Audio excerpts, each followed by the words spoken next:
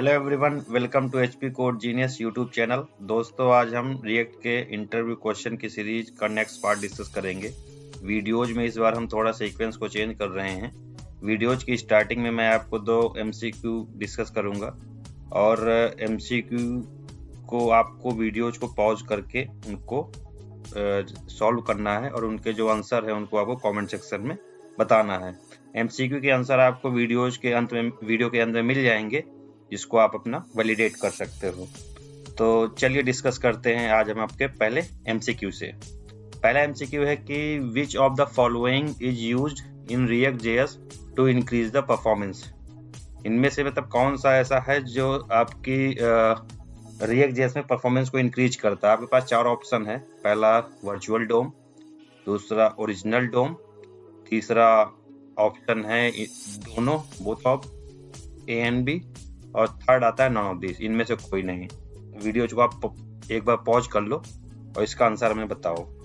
दूसरा क्वेश्चन क्या आता है कि identify the one of which is used to pass data to component from outside. मतलब डेटा को कम्युनिकेट करने के लिए क्या हम यूज करते हैं। तो आपके पास 4 ऑप्शन है। Render with the argument, set states और प्रोटोटाइप्स, प्रॉप्स।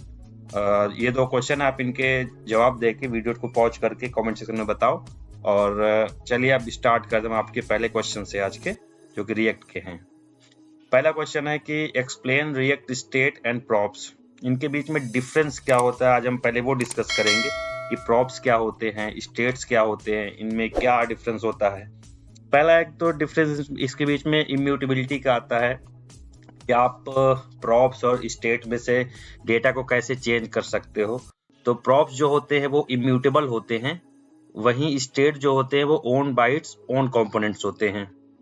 और प्रॉप्स की परफॉर्मेंस बेटर होती है इन कंपेरेटिव विद द स्टेट, और जो कि स्टेट होता है वो लोकली स्कोप्ड होता है और इसकी परफॉर्मेंस प्रॉप की कंपेरिजन थोड़ी सी कम अच्छी होती है। और प्रॉप्स की अगर बात करें तो it can be pass to the child component, और स्टेट जो होता है आपका रीटेबल होता है, म्यूटेबल होता है, जो ऊपर मैंने बताया कि आप कंपैरिजन में देख सकते हो। और स्टेट की कुछ प्रॉपर्टीज जैसे it has set state method to modify properties and it changes to the state can be asynchronous and it can only be pass as a props. Okay, फिर आपका नेक्स्ट क्वेश्चन आता है explain about types of side effects in React component. अगर हम side effects की बात करें कि रिएक्ट में कौन कौन से साइड इफेक्ट्स होते हैं, तो there are 2 types of the side effect in React. वो है एक तो इफेक्ट्स विदाउट क्लीनअप और दूसरा है इफेक्ट्स विद क्लीनअप।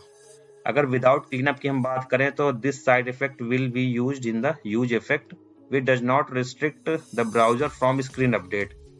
ये आपकी जो रिस्पॉन्सिवनेस है उसको भी इम्प्रूव करता है एप्लीकेशन में। और इसके फ्यू कॉमन एग्जांपल हैं जैसे कि नेटवर्क रिक्वेस्ट हो गई, लॉगिंग हो गई, मैनुअल डोम, म्यूटेशंस हो गए।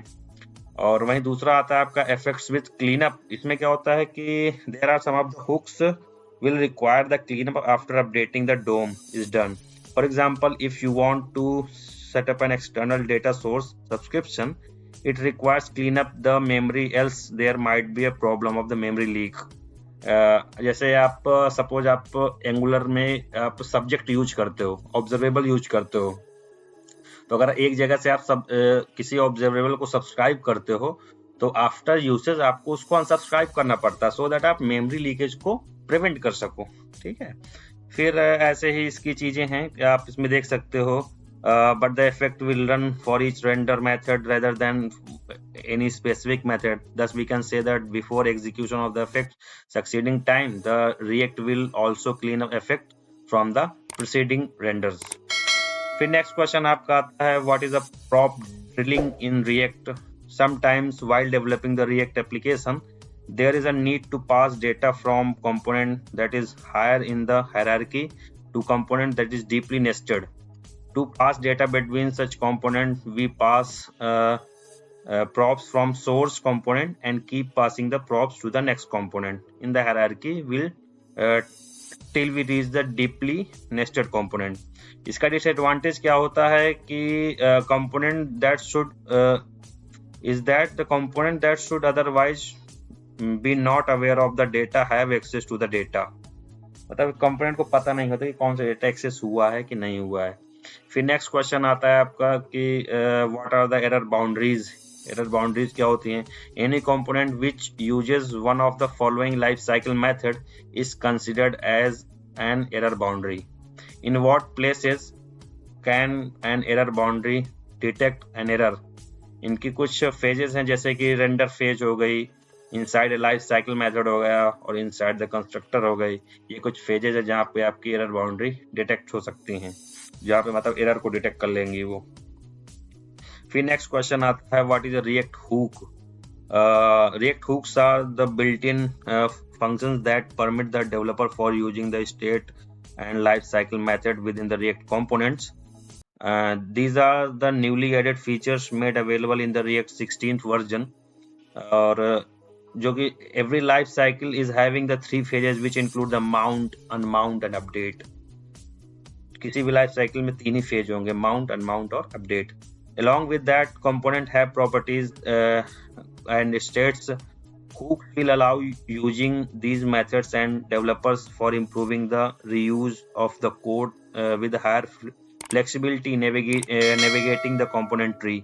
Using the hooks, all the feature of the React can be used without writing class component. For example, before React version 16, it required a class component for managing the state of the component, but now using the use state hook, we can keep the state in a functional component. फिर next क्वेश्चन आपका आता है what are the rules that must be followed while using the React hook. There are 2 rules which must be followed while you code with the hooks. दो rule कौन कौन से होते हैं? फर्स्ट रूल है React hooks must be called only at the top level. It is not allowed to call them inside the nested functions, loop और conditions. मतलब आप हमेशा इसको अपर लेवल पे कॉल करना पड़ेगा। सेकंड, इसके जो रूल आता है it is allowed to call the hooks only from the React function component, मतलब फंक्शनल कंपोनेंट में कॉल किया जा सकता है। फिर आता है what is the use of the use effect React hook. अगर हम यूज की बात करें, यूज क्या है यूज इफेक्ट का, तो फर्स्ट पॉइंट आता है the use effect hook is use for performing the side effects in the functional component. With the help of the use effect, you will inform the React that your component requires something to be done after rendering the component or after the state change. The function you have passed, आपने जो function pass किया effect के अंदर, will be remembered by the React and call afterward the performance of the DOM updates is over. Using this, we can perform various calculations such as data fetching, setting up document title, manipulating the DOM directly that don't target the output values. The use effect hook will run by default after the first render and also after each update and component. जो आपका React है वो DOM update करेगा by the time जब भी कभी आपका effect run होगा तभी आपके DOM को अपडेट करेगा। फिर आपका नेक्स्ट क्वेश्चन आता है why do React hooks make use of the refs. Refs क्या होते हैं? Earlier refs were only limited to the class component, but अब हम इसको क्या फंक्शनल कंपोनेंट में भी यूज कर सकते हैं। अब रेफ्स क्यों यूज होते हैं? The use for refs basically use होते हैं managing the focus, media playback और टेक्स्ट सिलेक्शन के लिए यूज होंगे। It will also help in integrating with the DOM libraries by the third parties. Third और most important point आता है इसका triggering the imperative animations. फिर आपका next question आता है what are the custom hooks. Custom hooks क्या होते हैं? A custom hook is a function in JavaScript whose name begin with a use and calls after the other hooks. It is part of the React version 16 hook update that permits you for using the stateful logic without any need of the component hierarchy structuring. ज्यादातर cases में क्या होता है, जो custom hooks are considered to be sufficient for replacing the render props और higher order functions जो होते हैं, and it will also help in reducing the amount of nesting requests. Custom hook also will allow for avoiding the multiple layers of abstraction or wrapper hell that might come along with the render props or higher order components. इसका disadvantage क्या है कि it can not be used inside the classes. Custom hook inside class के अंदर use नहीं होते हैं। फिर नेक्स्ट इस वीडियो का लास्ट क्वेश्चन आता है, name a few technology optimize React app performance. तो अगर हम इसकी बात करें तो there are many ways through which we can optimize the performance on the React app. Let's have a look on some of them. पहला क्या एक मेथड आएगा, आप एक मेथड आता है use memo. With the help of the use memo आप react की परफॉर्मेंस को इम्प्रूव कर सकते हो। ये क्या करेगा, ये हुक होता है आपके लिए use for the caching CPU. ये काफी एक्सपेंसिव फंक्शन होता है। Sometimes in React app a CPU expensive function gets called repeatedly due to re-render the component, which can lead to the show rendering. use memo की help से आप क्या कर सकते हो कि to cache such functions by using the use memo, the CPU expensive function get called only when they are needed. ठीक है। फिर आपका नेक्स्ट इसका तरीका आता है using the react dot pure component। इसमें क्या होता है, it is the base component class that checks the state and props of a component to know whether the component should be updated or not. Instead of using the simple react.component, we can use the react.pure component to reduce the re-renders of the component unnecessarily। मतलब कहीं पर भी आप अगर unnecessarily component render हो रहे हैं तो with the help of the react.pure component आप उसको अवॉइड कर सकते हो। थर्ड मेथड आता है maintaining the state colocation. Colocation की अगर हम बात करें तो this is the process of moving the state as close to where you need to it possible. मतलब आप स्टेट को जितना क्लोज पॉसिबल हो सकता है उतने क्लोज इसको मूव कर सकते हो। Sometimes in React app we have lot of unnecessary state inside the parent component which makes the code less readable and harder to maintain.